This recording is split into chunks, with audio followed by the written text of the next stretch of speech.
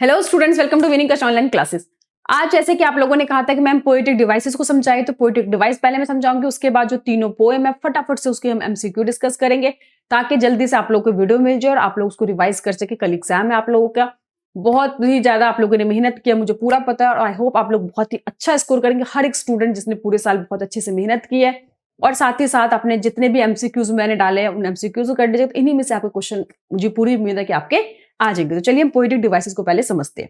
देखिए, आप लोगों ने बचपन में अलंकार पढ़ा होगा। देखिए, अलंकार होता क्या है कि आपने जब भी आपको टीचर ने पढ़ाया होगा तो जो पोएट होता है वो उसका भैया शब्द ही तो उसके मेन है, कलम ही तो उसकी मेन हथियार है। तो वो जितने अच्छे वर्ड्स यूज कर सकता है पोएम को और ज्यादा अट्रैक्टिव बनाने के लिए, अच्छा बनाने के लिए। कहते हैं ना, बचपन में आपको अलंकार टीचर्स पढ़ा दोगे 8th 9th क्लास में, तो कहते हैं जब किसी वुमेन को, औरत को अच्छा सजाना होता है, खूबसूरत दिखाना होता है, तो उसको ऑर्नामेंट्स, ज्वेलरीज पहनाते हैं। तो उसी तरह शब्दों को खूबसूरत बनाने के लिए ये अलंकार या पोएटिक डिवाइसेस को यूज की जाती है। तो आपके जो इस एग्जाम में है यहाँ पे, तो कौन कौन से है मैं आपको बता देती हूँ। तो पहला है आपके लिए सिमिली। सिमिली तो पता ही है कि जब दो चीजों को हम कंपेयर करते हैं, ठीक है, तो जिसमें ये तो बहुत आसान था, जिसमें एज या लाइक लगा होता है, जैसे एज विंटर मून या लाइक ये।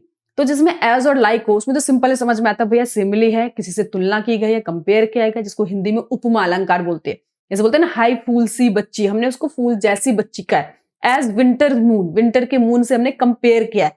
तो इस सिमिले में क्या होता है कि हम किसी चीज को कंपेयर करते हैं, तो इसीलिए हम एज या लाइक के वर्ड यूज करते हैं। तो इसमें तो कोई दिक्कत कभी किसी बच्चे को नहीं आती।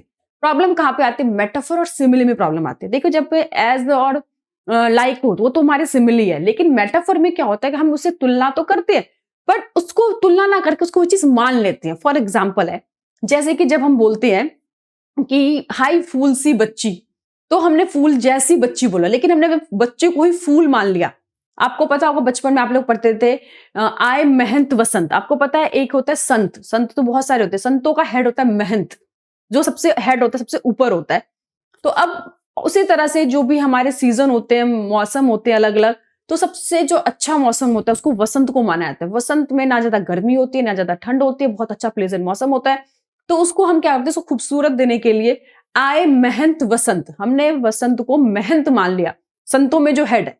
तो मेटाफर में क्या होता है कि हम उसे कंपेयर ना करके हम उसको चीज मान ही लेती है। जैसे टाइम इज मनी, हमने टाइम एज मनी नहीं बोला, टाइम इज मनी, कि टाइम ही पैसा है।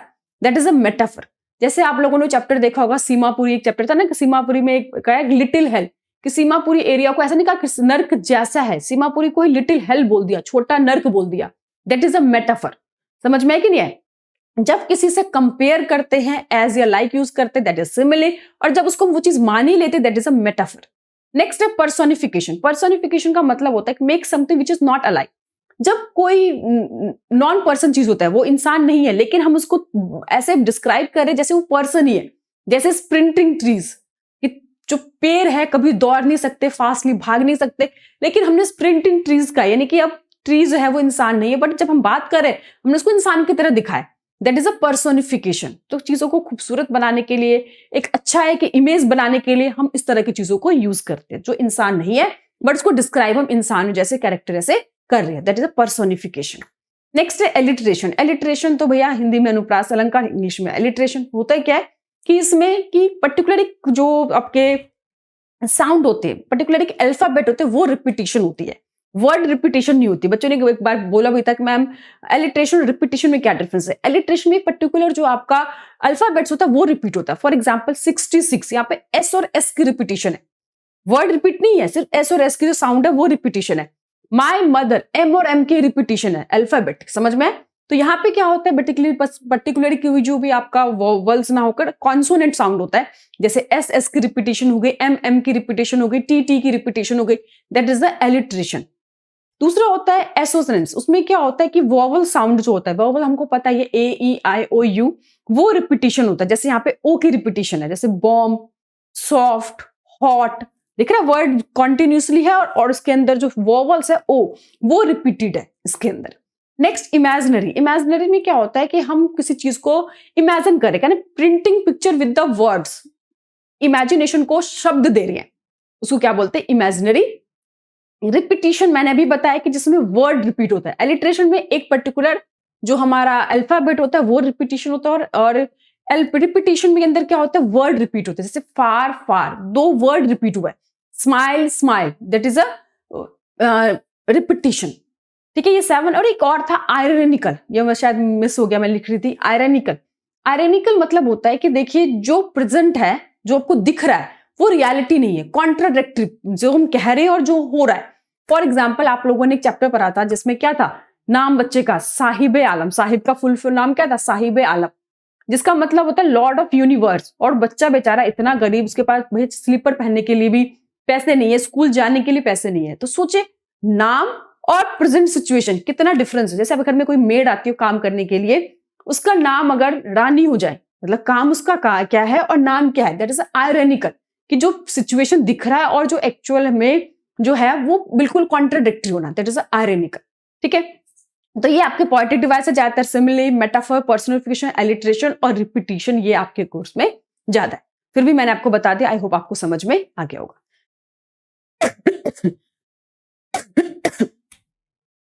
ठीक है, तो क्या ना डिफरेंस इन अपीयरेंस और रियलिटी जो होती है उसको हम अब हम लोग क्लास 12th इंग्लिश का first poem my mother eight 66, अच्छा पोएम था, बहुत छोटा सा पोएम था, तो फटाफट उसके एमसीक्यू हम लोग डिस्कस करते हैं। क्या है, the poem is made up of, जो पोएम है वो बना हुआ 10 लाइन्स का, 5 स्टेंजा का, सिंगल स्टेंजा का, 8 स्टेंजा का। तो इसका आंसर है ए, सिंगल स्टेंजा है, सिंगल सेंटेंस। कह रहा है कि the narrator is only using her smile to, जो नरेटर है इसमें जो हंस रही थी अपने स्माइल को क्या करने के लिए, कवर अप हर पेन, अपने पेन को, ये सिंगल सेंटेंस नहीं होगा, सिंगल स्टेंजा होगा, इसको ठीक कर लेना बेटा, सिंगल स्टेंजा होगा। To cover up her pain, अपने पेन को, कई बार आता है ना, आपने गाना भी सुना होगा, क्या गम है जिसको छुपा रही हो जो तुम इतना मुस्कुरा रही हो, एक गाना भी कर सुना होगा आपने। जब इंसान क्या होता है अपने गम को छुपाना चाहता है तो वो ज्यादा ही हंसता है, तो यहाँ पे भी जो पोएट है वो इसी तरह से अपने पेन को छुपाने के लिए वो क्या कर रही है, हंसने का नाटक कर रही है। बट कह रहा who is a poet of this poem, इस पोएम के पोएट कौन है, कमला दास, हमको पता ही है, 3 ही पोएम आ रहे, तीनों के पोएट के नाम आपको अच्छे से याद कर लेना है। नेक्स्ट है कि the image of Mary children has been brought up by the narrator in order to, ये जो मैरी चिल्ड्रन है भैया उसने नरेटर ने क्यों करा, तो शो द एनर्जी एंड, ये जो बच्चों की जो एनर्जी है बेचारी उसको दिखाने के लिए उसने। नेक्स्ट है कि smile and smile, smile smile में कौन सा पोएटिक डिवाइस यूज है, अभी मैंने बताया एक जो वर्ड है वो रिपीट हो रहा है, स्माइल स्माइल, तो कौन सा हुआ, बी, रिपीटेशन। एलिट्रेशन नहीं हो सकता, क्यों नहीं हो सकता, क्योंकि एस और एस की सिर्फ है, यहाँ पे तो वर्ड ही पूरा रिपीट हो गया है। कह रहा है कि she said to her mother, उसने अपनी माँ से क्या बोला, सी यू सून अम्मा, बोला था ना कि बहुत जल्दी अम्मा मिलेंगे, जबकि उसको भी पता था वो माँ से नहीं मिलेगी। कह रहा when the narrator look at her mother again she felt a pain of her familiar एक गिल्ट हेडेक हर्ट, तो भैया इसको जो फैमिलियर पेन था, यानी कि पहले से इसको बचपन से ही डर था माँ खोने का, वो डर उस पर हावी हो गया। नेक्स्ट कहता है narrator again compare her mother's face, अपने मदर के फेस को किससे कंपेयर करता है, लेट विंटर मून से, क्योंकि जो लेट विंटर मून होता है उसमें भी कोई शाइन नहीं होती, स्ट्रेंथ नहीं होती, वार्मथ खत्म होती है, और उसकी मदर की जो फेस है वो बिल्कुल ऐसे ही हो चुकी है। कह रहा है children spilling out is an, जो चिल्ड्रन स्पिलिंग आउट है वो कौन सा है, 9th का आंसर जो है, तो इसमें क्या हुआ, मेटाफर, क्योंकि उसमें जब हम किसी चीज को बेसिकली बताते हैं ना, तुलना नहीं करते, उसको मान ही लेते हैं। कह रहा है ट्री स्प्रिंटिंग, ट्री स्प्रिंटिंग का मतलब, स्प्रिंटिंग मतलब क्या, बहुत फास्टली, बहुत छोटे टाइम में बहुत तेजी से भागना। देखो ट्री बहुत तेज से नहीं भाग सकते, तो यहाँ पे ट्री को एक इंसान के जरा माना गया है कि बहुत तेजी से वो भाग रहा है, तो ये कौन सा हुआ, अभी आप बताओगे पर्सनिफिकेशन, मैंने बताया ना जब हम इंसान नहीं है लेकिन उसकी जो बातें करते हैं ऐसा लगता है वो इंसान की तरह, that is a personification. Next है कि she soon put her thought out of her mind and क्या करने लगती है, स्माइल हंसने लगती है, लाफ हर्टली, क्राइड रोने लगती है, ये विंडो के बाहर देखने लगती है। तो क्या होगा कि शी पुट हर थॉट, अपने माइंड से थॉट्स को हटाने के लिए वो विंडो के बाहर देखने लगती है, कि उसके दिमाग में आता है माँ के जो तकलीफ को, बचपन के दिनों को याद करके, तो इस चीजों को हटाने के लिए विंडो के बाहर देखने लगती है। कह रहा था poetess says her mother looked pale like a, किसकी तरह पेल बताया था, कॉर्प्स, घोस्ट, तो कॉर्प्स, यानी कि 12th का आंसर ए होगा। कह रहा है शी वॉज गोइंग टू, कहां पे जा रही थी, कोची। नेक्स्ट है कि what does the expression smile smile and smile, smile smile smile में जो था वो बेसिकली क्या है कि पोइट खुश थी, पोइट होपलेस थी, और पोइट वाज डिस्परेट एफर्ट का ना, पोएट जो है पूरे दिन से अपने डर और फियर को छुपाने की कोशिश कर रही थी। कह रहा है what question arise from the complexity of the situation in the poem. इस पोएम के अंदर कौन से जो कॉम्प्लेक्स सिचुएशन है, कौन से कॉम्प्लेक्स सिचुएशन को उठाया गया है कि how to strike balance between the duty and responsibility. समझ में कि उसके ड्यूटी भी है और रिस्पॉन्सिबिलिटी के बीच में कैसे बैलेंस है उसके ऊपर। Why does the poet feel parted upset and sad. Poet क्यों फील कर रही थी? तो 60 का आंसर भी डी होगा, क्योंकि ना because of duty towards mother. देखो अब कायदे से उसकी जिम्मेवारी क्या थी कि माँ के अगले बिल्कुल नेक्स्ट स्टेज पे उनके साथ रहे, उनकी केयर करे, उनकी देखभाल करे, लेकिन उसके खुद के भी नीड्स थे, अपनी खुद की एक फैमिली थी जिसके कारण वो इन चीजों को पूरा नहीं कर पाए। तो उसे पता था कि अब जब नेक्स्ट टाइम आएगी उसकी माँ उसको नहीं दिखेगी, बट इसके बावजूद भी वो वहां से चली जाती है अपने जो जरूरत है उसको पूरा करने के लिए, अपने घर परिवार को देखने के लिए, जो कि लड़कियों के साथ बेसिकली ही होता ही है।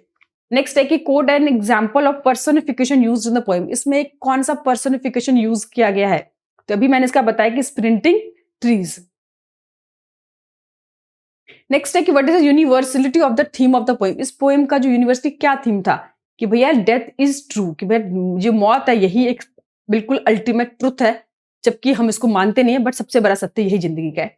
नेक्स्ट है what does the ashen faces signify. Ashes face किसके लिए सिग्निफाई किया गया? तो pale and lifeless face of poet mother. Poet की जो मदर है उसका जो पीला पड़ा हुआ फेस और लाइफलेस फेस है उसको सिग्निफाई की। What do the running tree signify. ये जो रनिंग ट्री है वो क्या सिग्निफाई कर रहा है कि fast moving changing human life from childhood. ये जो जिंदगी है कितनी तेजी से भाग रही है। आज बच्चा पैदा होता है, फिर बड़ा होता है, फिर एडल्ट, और फिर बूढ़ा होता है, और फिर लाइफ खत्म हो जाती है। यही हर इंसान के साथ है।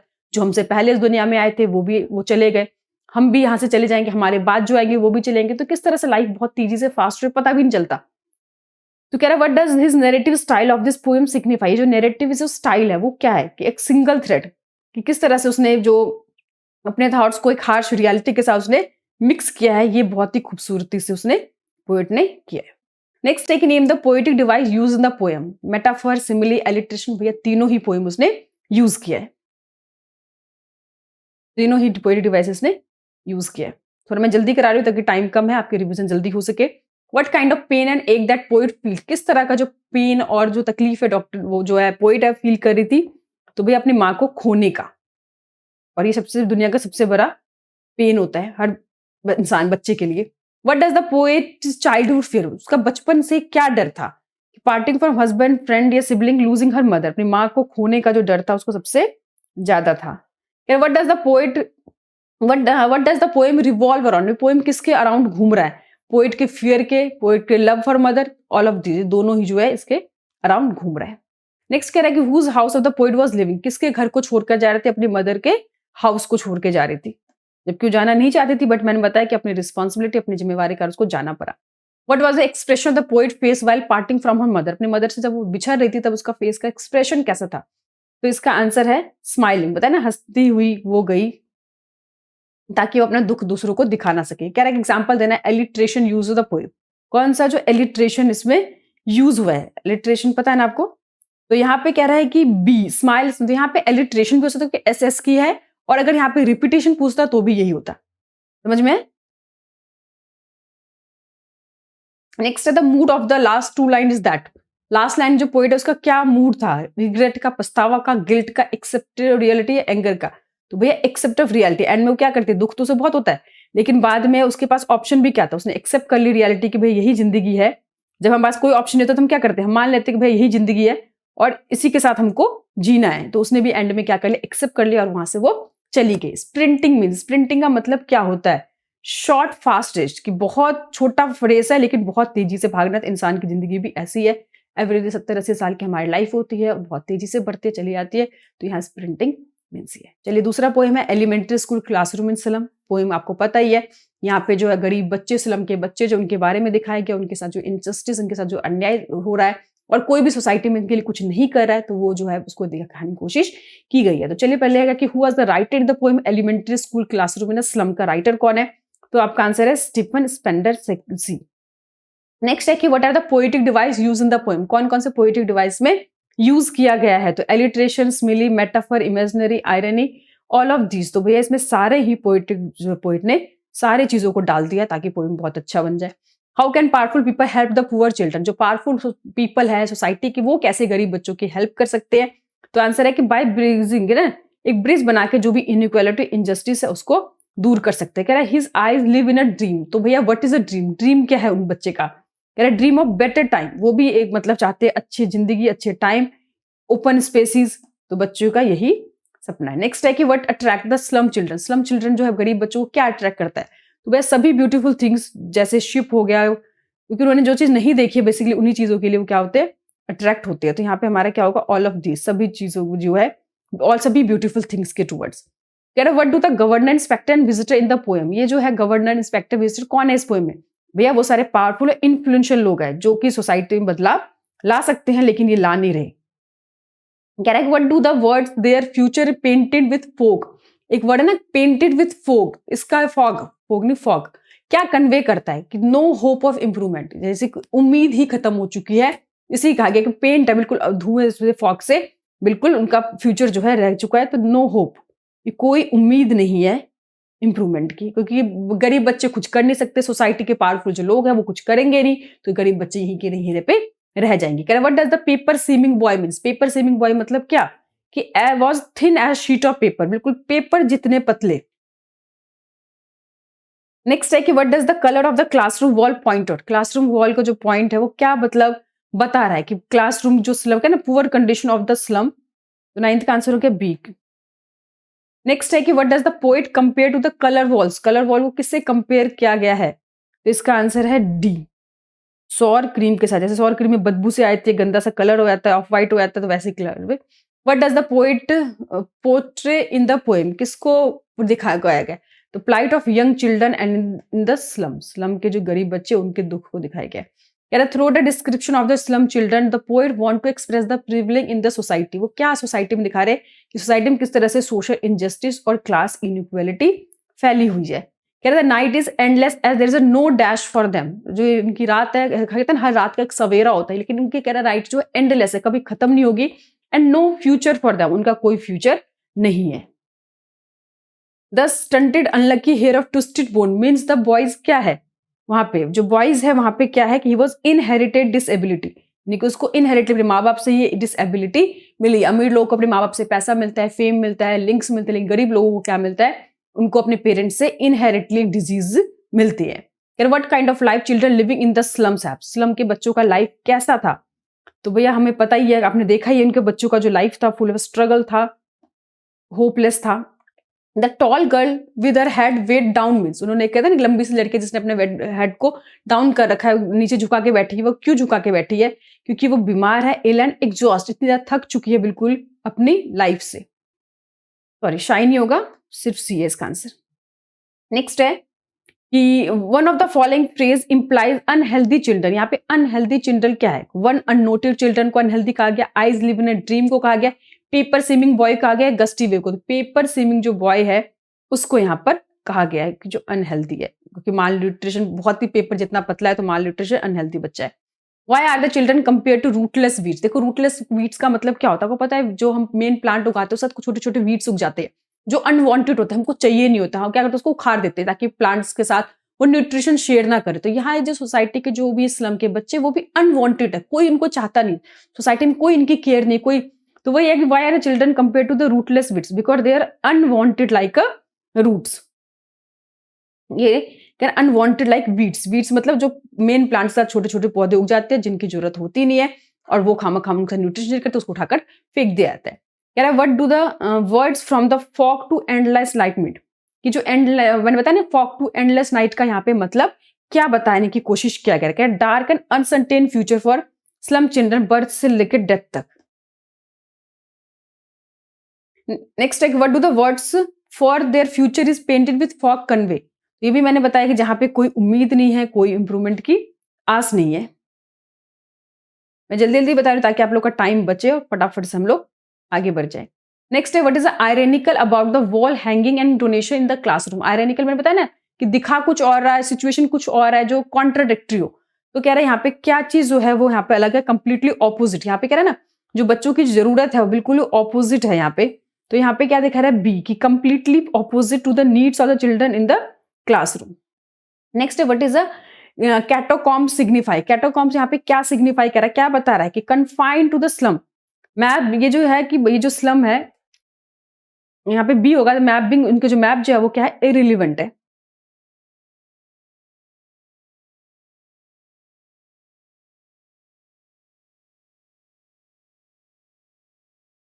नेक्स्ट है what is the meaning of the paper swimming boy with red eyes. Paper swimming boy, paper जितने पतले विथ रेड आई, इसका मतलब है बच्चा जो है बहुत ही वीक और माल न्यूट्रिशन बॉय है। What is the figure of speech in a far far from river. Far far एक ही वर्ड दो बार रिपीटिशन है, तो यहाँ पे एलिट्रेशन आएगा या क्या आएगा, तो एलिट्रेशन मैंने बताया था।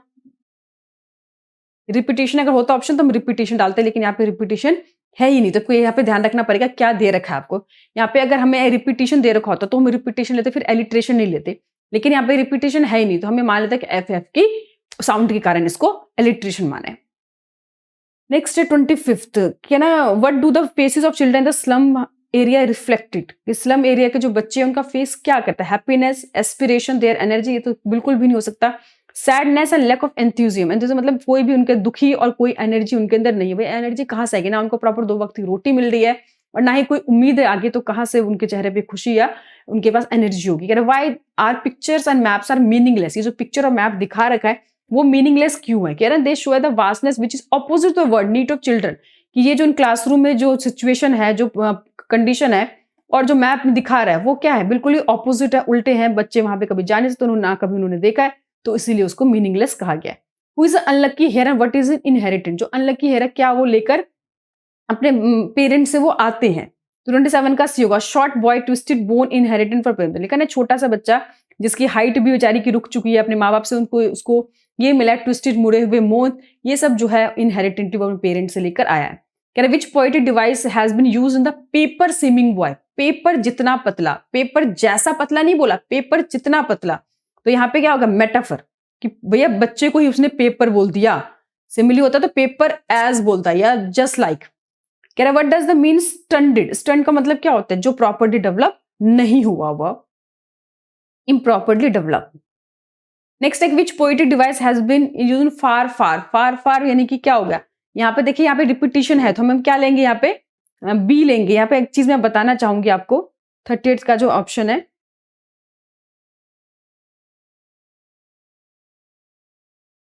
रिपीटिशन। कह रहे what poetic device has been used, कि इसमें जो है, अच्छा हमारे पास देखिए ए और बी 2 ऑप्शन है, उसका आंसर डी होगा।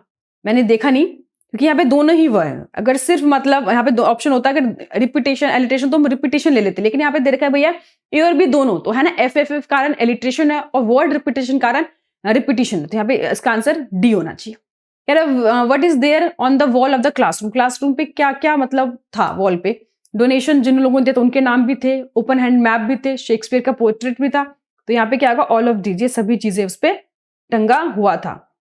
नेक्स्ट है कि what does the word donations mean. Donation का मतलब यहाँ पर क्या है, तो कह रहा है कि name of the people who donate money, उन लोगों के नाम लिखे जिन्होंने स्कूल बनाने के लिए पैसे दिए। डोनेर का कंट्रीब्यूशन, किसने कितना कंट्रीब्यूशन दिया है। Money give by people for school slum, कितना पैसा स्कूल स्लम के बच्चों के लिए दिया है। तो ऑल ऑफ दिस यहाँ पे सारे ही डोनेशन का मतलब है। कह रहा है व्हाट इज द ट्रॉयलेस वैली, जो था किसके लिए फेमस थे, फ्लावर्स के लिए। What does the poet want for the slum children, वो स्लम चिल्ड्रन के लिए वो क्या चाहते हैं, freedom, equation, justice and equality, या सब ऑल ऑफ दिस। तो भैया वो सभी कुछ चाहते हैं बच्चों के लिए, ताकि बच्चे जो है दूसरे बच्चों की तरह भी अपनी जिंदगी अच्छी जी सके। तो आई होप आपको समझ में आ गया होगा। अब नेक्स्ट हमारा पोएम है कीपिंग क्वाइट। देखिए कीपिंग क्वाइट पोएम भी बहुत अच्छा पोएम है, जिसमें बताया गया है किस तरह से हम अपने लाइफ की जो ये जो कंपटीशन से कैसे बच सकते हैं, अपने आप को थोड़े टाइम के लिए रुक जाए, खुद को इंट्रोस्पेक्ट करे, देखें कि जो हम कर रहे हैं क्या वो सही कर रहे हैं, क्या सच में हमें, क्या हम डेवलपमेंट की ओर जा रहे हैं, कहीं अपना ही तो नुकसान नहीं कर रहे। तो ये है कीपिंग क्वाइट, बहुत अच्छा पोएम है, इसमें फटाफट हम लोग एमसीक्यूज कर लेते हैं। बाकी पूरा डिटेल देखना है तो उसकी वीडियो में ऑलरेडी डाल चुके हैं, आप उसको भी देख सकते हैं। यहाँ पे मैं थोड़ा शॉर्ट रिवीजन रखना चाहती हूँ टाइम को बचाने के लिए। नेक्स्ट है what is the poet of the keeping quiet. देखो पोएम होगा तो पोएट का नाम सबसे पहले आपको पूछा जाएगा, तो आंसर है पेब्लो नेरूदा, सी।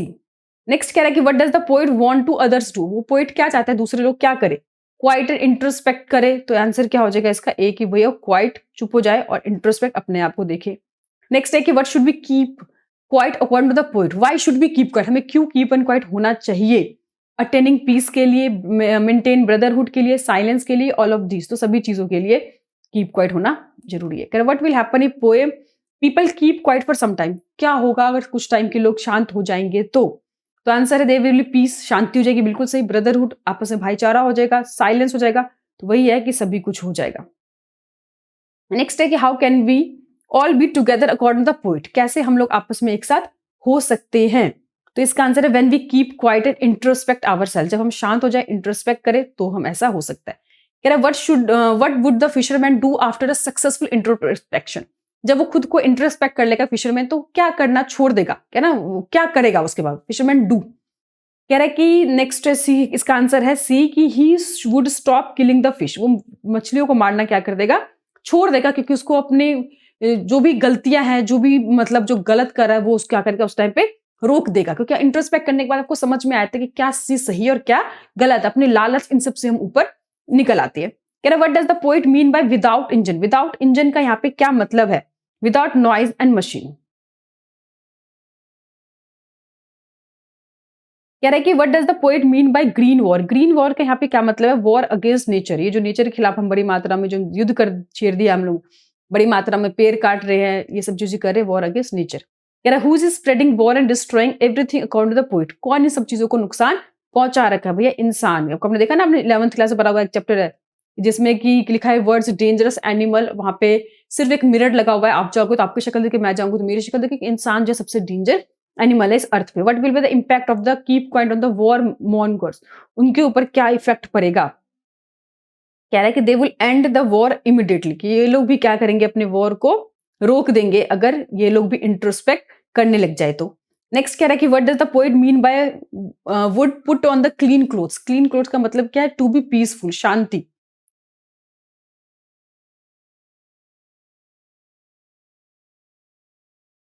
नेक्स्ट है what does the human remain upset and sad, जो आज का इंसान है हमेशा दुखी और अपसेट क्यों रहता है? इसका आंसर है सी, ड्यू टू हिज मिसडीड्स, अपने मिसडीड्स के कारण, जो हम गलत करते हैं। देखो, जब भी आप कुछ गलत करोगे, आप शांति से कभी भी नहीं रह सकते। चाहे हम अच्छा करें, हमें अच्छा का फल मिले ना मिले, बट हमें अंदर से सेटिस्फेक्शन होती है कि ठीक है कि हमारे साथ बुरा भी हुआ, लेकिन हमने तो किसी अच्छा किया। लेकिन किसी के साथ बुरा करके आप कभी भी शांति और सुख खुशी नहीं रह सकते। कह रहा है what is a human afraid of according to the poet, वो किस चीज से डरता है ह्यूमन जो है? इसका आंसर है डेथ। सभी लोग जो है, जबकि डेथ मैंने बताया ना सबसे परमानेंट सत्य है, बट फिर भी हम सब किससे डरते हैं? डेथ से। मरने से हर किसी को डर लगता है। Who has been referred to as a single minded, देखो सिंगल माइंडेड का मतलब क्या होता है? जो सिर्फ अपने बारे में सोचे। यहाँ पे दो मतलब है, एक तो होता है कि पूरा फोकस करना, मैंने बताया था, लेकिन यहाँ पे सिंगल माइंडेड का मतलब है कि जो केवल अपने बारे में सोचे, दूसरों के बारे में बिल्कुल भी ना सोचे। तो यहाँ पे जो है आपका मतलब है, इंसान को जो सिंगल माइंडेड कहा गया, भैया वो कुछ नहीं देखता, कुछ नहीं सोचता, सिर्फ अपना फायदा देखता है। What does the poet mean by single minded, बताया ना सिंगल माइंडेड का मतलब क्या है? सेल्फलेस, सेल्फलेस तो बिल्कुल भी नहीं। Selfish yes, self centred yes, both B and C, तो ये इसका आंसर कहेंगे yes, both B and C.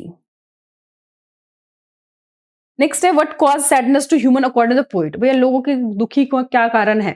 Failure to understand themselves, fear of death, being poor, गरीब होने की वजह से ज्यादा लोग दुखी नहीं है, बहुत सारे गरीब लोग जो खुश भी है, लेकिन कहना फेलियर टू अंडरस्टैंड देमसेल्फ, अपने समझने में, और डेथ के इसके कारण लोग दुखी है। Man needs to learn a lesson from, किससे हमें एक सबक सीखनी चाहिए?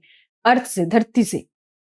What kind of movements would be when everyone just silent, जब सभी लोग साइलेंट हो जाएंगे तब एक कैसा मूवमेंट हो जाएगा? एक्सोटिक, एक ऐसा मोमेंट जो हम कभी सोच भी नहीं सकते, क्योंकि हमने कभी ऐसा मोमेंट देखा ही नहीं। What can human being learn from the nature, learn nature से वो क्या सीख सकता है? वर्किंग विद साइलेंस, साइलेंस के साथ भी आप कैसे काम कर सकते हो।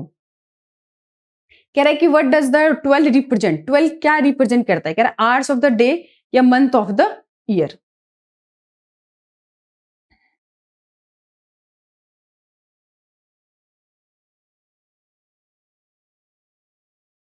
कह रहा है नेक्स्ट की the poetic device use in the last line, कह रहा है the poetic device use the last line well everything seem dead and later prove to be the alive.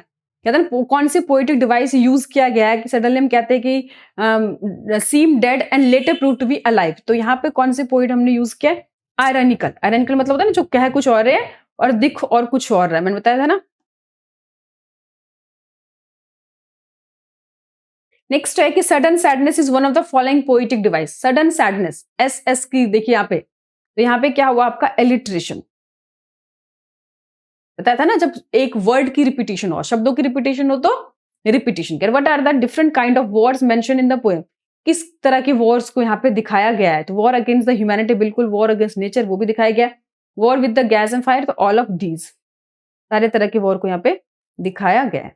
Next है कि what does the hurt hand refer to. Hurt hand जो यहाँ पे दिखा ना कि हर्ट हैंड एक पोएम का वर्ड है, वो क्या है कि growing insensitivity of man to the pain, कि लोग जो है पेन के टुवर्ड, तकलीफ के टुवर्ड कितने इनसेंसिटिव हो गया। अब बड़ी से बड़ी चीजें हो जाती है, कोई फर्क नहीं पड़ता। पहले लोग कितने सेंसिटिव होते थे, अगर हम किसी को बात बोल दे उसमें अगर किसी को सामने वाले पर्सन को बुरा लग जाता था तो हमें बहुत बुरा लगता था। लेकिन आज आप देखते हो कि आज के टाइम में जब ट्विटर, ये सोशल मीडिया का टाइम आ गया, आजकल लोग इतने इनसेंसिटिव हो गए, किसी को कुछ भी बोल दो सब चलता है यार, सब चलता है। ये जो एक थिंकिंग आ गई ना, जो इनसेंसिटिव हो गए लोगों के फीलिंग के टुवर्ड्स, उसी को यहाँ पे कहा गया है हर्ट है। कह रहा why is the movement of silence called exotic. Silence को एक्सोटिक क्यों कहा गया है, क्योंकि कह रहा है परफेक्ट पीस और हार्मनी, ये वहां पे बिल्कुल शांति और भाईचारे का जो हो जाएगा, जो कि एक एक्सोटिक एक अच्छा बहुत माहौल बन जाएगा। कह रहा है what is the destroying the environment. Environment को कौन क्या डिस्ट्रॉय कर रहा है, तो यहाँ पे जो 26 का आंसर दे रखा है कि unthoughtful action, violence action, speaking without thinking, ये जो हम सब काम कर रहे हैं बिना सोचे समझे, हम जो काम कर रहे हैं, हमारा वायलेंस एक्शन है, स्पीकिंग विदाउट थिंकिंग, बिना कुछ सोचे कुछ भी बोल देते हैं सामने वालों को, क्या फर्क पड़ता है, क्या नहीं फर्क पड़ता, वो कितना हर्ट हो रहा है, कोई फर्क नहीं है, हमको सिर्फ क्या करना है, लोगों पे कमेंट करना है, बातें करनी है। ये जो है एनवायरमेंट को खत्म कर रहा है, लोग जो एक दूसरे के बारे में सोच नहीं रहे। नेक्स्ट है कि according the poet what creates barrier. Barrier क्या बैरियर क्रिएट्स कर रहा है, जो लैंग्वेज है ये बैरियर क्रिएट्स कर रहा है। नेक्स्ट है कि why does the poet ask people not to speak. क्यों पोएट बोलता है कि भैया मत बोलो, क्योंकि क्या ना लैंग्वेज, क्योंकि जो ये लैंग्वेज है ये बैरियर क्रिएट करता है एंड लोगों को समझ में नहीं आता। अगर शांति रहोगे तो शायद एक दूसरे को फीलिंग को समझ पाओ, क्योंकि शब्द तो लोग आजकल समझ नहीं पा रहे। What will the more important for the man gathering salt after introspection. Introspection के बाद what will the more important, क्या ज्यादा इंपॉर्टेंट बन जाएगा मैन के लिए, gathering salt after introspection, introspection करने के बाद उसके लिए क्या बन जाएगा, हेल्थ, जो कि हम लोग इसको इंपॉर्टेंस नहीं देते, ना मेंटल हेल्थ को देते हैं और ना फिजिकल हेल्थ को देते हैं। नेक्स्ट है what does the poet mean by victory with no survivor. यानी कि जीत तो जाओगे बट कोई सर्वाइव करने वाला ही नहीं बचे, कुछ बचेगा ही नहीं, तो वो जीत कैसी होगी, इसका मतलब क्या है, to get victory without survivor. ये लोग हम जो बड़े बड़े बिल्डिंग बना रहे हैं, बड़े बड़े फैक्ट्रीज बना रहे हैं, ठीक है भैया, हम कह रहे हैं कि हमारा डेवलपमेंट हो रही है, लेकिन हम अपने आप को, अपने एनवायरनमेंट को इतना नुकसान पहुंचा रहे हैं, शायद हम ही नहीं बचेंगे, तो ये डेवलपमेंट, ये किस काम की जीत है। तो आई होप आपको समझ में आ गया होगा। तीनों पोएम को हम लोगों ने डिस्कस कर लिया पोएटिक डिवाइसेस के साथ, जो आप लोगों की डिमांड थी मैंने समझा दिया। फिर भी आप लोगों को कोई भी दिक्कत हो, प्रॉब्लम हो, कल एग्जाम है, तो मैं चाहती हूँ जो भी अगर दिक्कत है प्लीज कमेंट कर दे, ताकि मैं फटाफट आप लोगों के लिए वीडियो बना सकूँ या मैं आप लोगों से कम्युनिकेट कर सकूँ, ताकि हर प्रॉब्लम को मैं चाहती हूँ एग्जाम से पहले आप लोगों को क्लियर हो जाए। Thank you.